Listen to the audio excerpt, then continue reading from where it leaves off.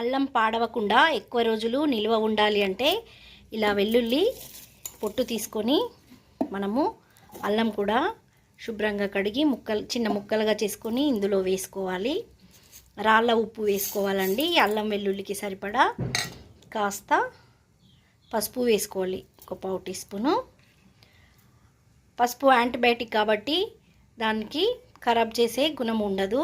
తర్వాత సాల్ట్ కూడా మనకు నిల్వ ఉండడానికి ఉపయోగపడుతుంది. వాటర్ కలపకుండా దీన్ని ఇప్పుడు మిక్సీ చేసుకోవాలి. మిక్సీ చేసుకున్న తర్వాత చాలా మెత్తగా చేసుకోవాలండి. ఇది చాలా రోజులు నిల్వ ఉంటుంది. చూడండి, అల్లం మిక్సీ పట్టాను ఇలా మెత్తగా, అసలు కొంచెం కూడా వాటర్ పోయలేదండి. ఇది బయట అయినా ఉంటుంది, ఇంకా ఫ్రిడ్జ్లో పెడితే ఇంకా చాలా రోజులు నిల్వ ఉంటుంది. మార్కెట్లో దొరికే అల్లం కంటే ఇలా మనం ఇంట్లో అల్లం ఫ్రెష్గా చేసుకుంటే చాలా హెల్దీ. పావు కిలో అల్లంకి